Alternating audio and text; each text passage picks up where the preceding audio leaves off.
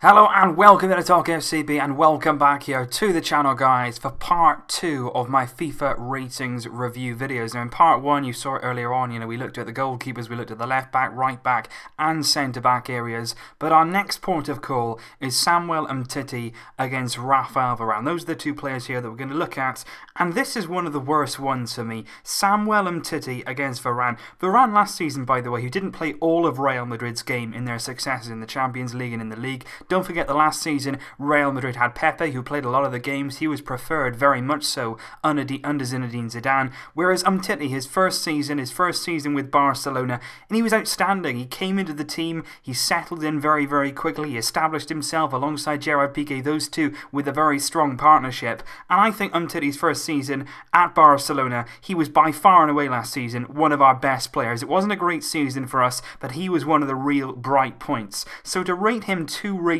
below Rafael Varane, who, like I say, wasn't an integral part of Real Madrid's successes, he was simply on their team. He's a decent centre-back, don't get me wrong, but I feel with Varane that he hasn't quite progressed in the way that he all thought he would when he broke onto the scene when he was so young under Zinedine Zidane. He hasn't really come on as far as maybe he would have expected to in terms of his development. So to rate him 85 and then go with Umtiti, who is one of the best centre-backs, if not the best centre-back in La Liga last season, is a big, big surprise for me. And I think if we're looking at the individual stats, they think that Varane is a lot quicker than Umtiti, which is, a bit debatable, because although Varane is a very, very quick and athletic player, Umtiti as well is no slouch. He's very quick across the ground. He showed that last season. He was really athletic alongside Piqué. Piqué was almost the brains of the operation, and Umtiti was the man who was very, very athletic across the ground. So 74 pace could even be, even though that's quite high for a FIFA centre-back, that could even be a bit more, I feel. But it's the passing that really gets me, because although they feel that Umtiti is much better at passing than Rafael Varane, that's more because Varane isn't great,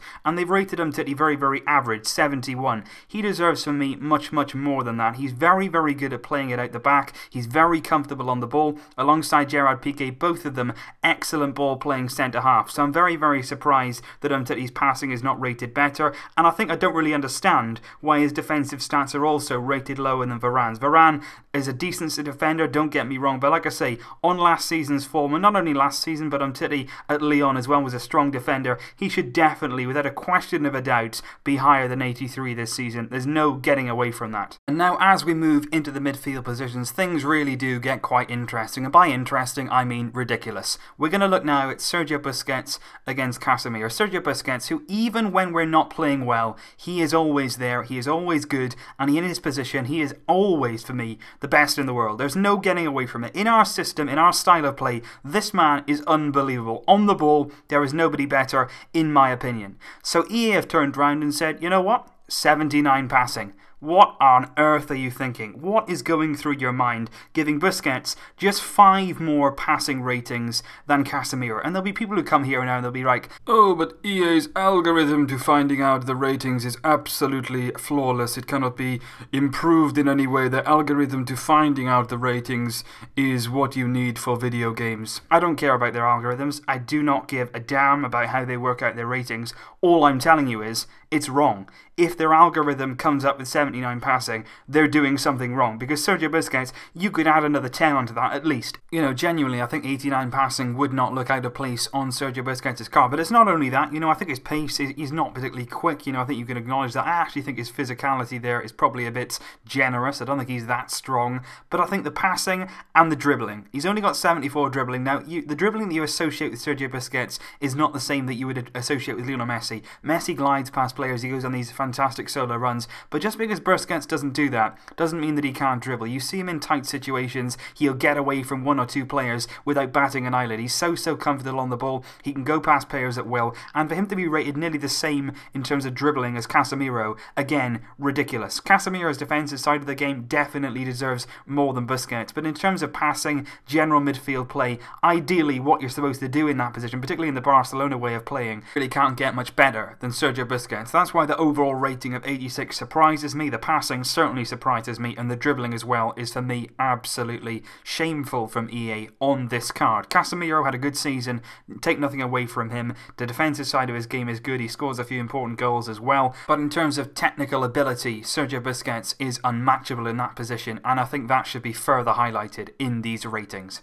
Now, Kroos and Modric have been given very, very good ratings on the new FIFA. 90 for Kroos, 89 for Luka Modric. I think both of them deserve possibly to be in the 90s. They were excellent last season for Real Madrid and played a massive part in their success from that midfield position. Both of them complement each other very, very nicely. So I'm not going to go into those too much. Instead, we're going to look at Iniesta and Rakitic side by side because they've both been given exactly the same rating, which I must say I'm very, very surprised about. Simply because, as good as Rakitic is, I didn't feel like it was at his absolute best last season, and for that reason I'm surprised that EA have actually given him an 87 rating. And people will say to me about Iniesta, you know what, he's getting on, he's not what he used to be, he can't play every game now. But in the big games, in the games where it really matters, you watch him in international duty for Spain, you watch him for Barcelona when he plays, he's still effective, he is still a maestro in that midfield. And for me, I still think that he deserves 88 rating at least. I think EA have continually underrated Andres Iniesta, and I still do believe that he is one of the best midfielders in the world because he can still do what he always has done with the ball. He can still make those runs.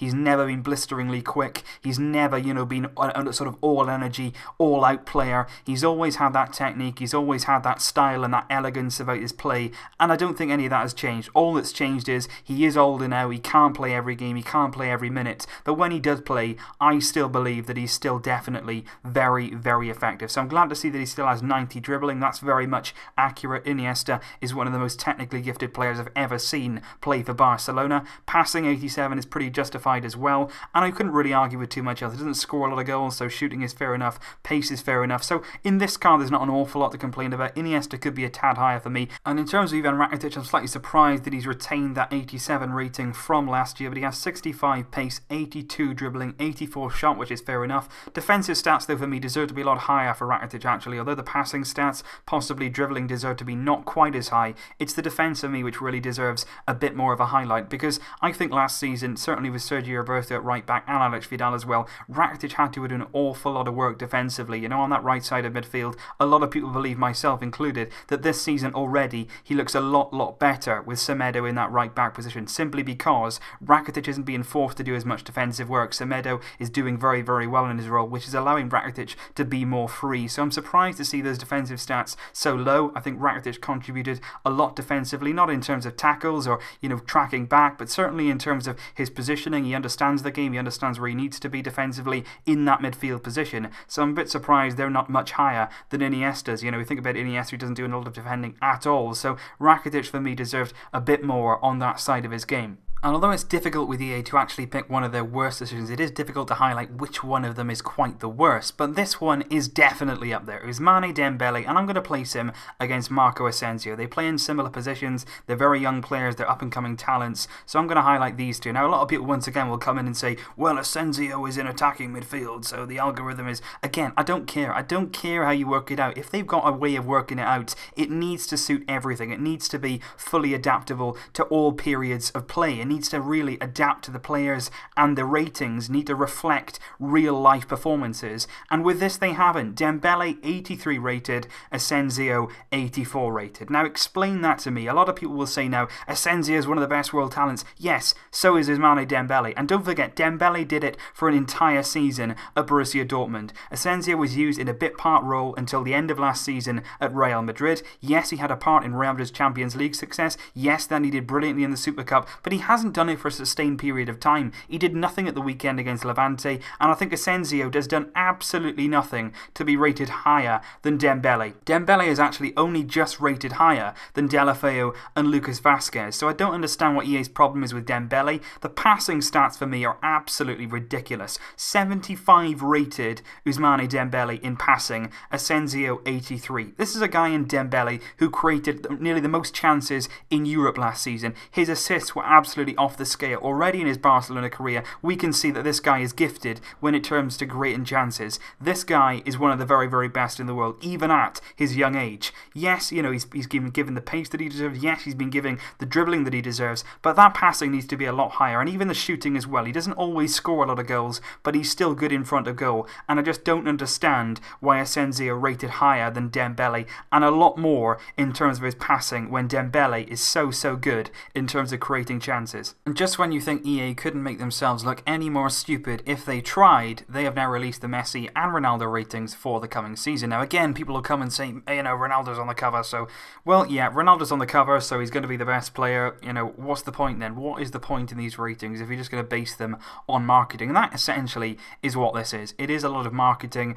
Ronaldo, we all know about his marketing ability. I've spoken about it before. He is rated 94 and Messi rated 93. If we just look at the stats though, 89 pace for Lionel Messi, 90 pace for Ronaldo. Now I admit that both of these are getting on in their career. Both of them are losing pace. Ronaldo was once gifted with phenomenal pace across the ground, but he has definitely lacked that in the recent years. Messi as well is not as, you know, electrically quick as he used to be. I still think that, you know, you can't forget there's 2 years between these two players, so I still think Messi is quicker than Ronaldo and certainly not slower, so I'm not really sure how they've come to that conclusion. Then you look at dribbling. Ronaldo has got 90 dribbling, Messi 95. Messi's rating there of 95 is pretty accurate, could even be higher, and that's not a joke. You know, in terms of dribbling, Messi is absolutely insane at times, so 95 pretty fair there. 90 dribbling though for Cristiano Ronaldo. When was the last time that you saw Ronaldo complete one of those mazy runs that, you know, you see Messi doing, one of those fantastic dribbles in a tight space? The answer is you can't remember, because Ronaldo doesn't do it. He literally does not dribble anymore.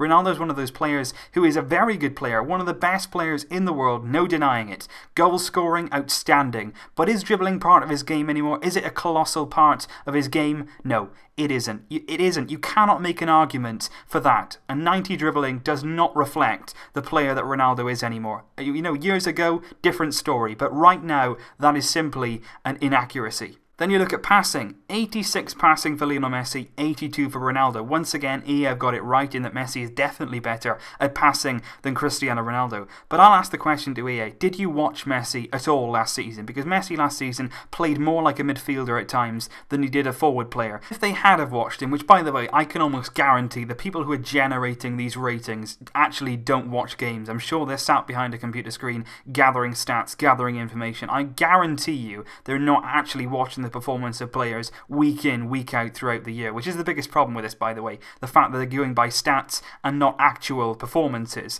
But Messi with 86 passing is just inexplainable. The passes that he made last season, I have not seen passing like that on a consistent level since ever. Genuinely, Messi last season, in terms of his playmaking ability, was second to none. In the final third, he would pick a pass, eye of the needle, even when we couldn't see it, when nobody could see it at home, he would find that pass. His vision is outstanding, his short passing is brilliant, his long passing is just as good, and I just cannot understand where they have plucked that rating from. 86 passing makes absolutely no sense. So that is basically what this is about. EA have got it wrong on a number of different levels from a number of different players, and it's not about me just coming here as a Barcelona fan. I'm not upset that Messi is rated lower than Ronaldo. It's a game, but I'm just highlighting the fact that these ratings are very strange, very weirdly calculated, and in general, wrong. They're wrong. I'm sorry, but they're wrong. And so that brings us to an end of our two-part series here. I thought I'd just kill some time before the Juventus match. Don't worry guys, I'm not going to turn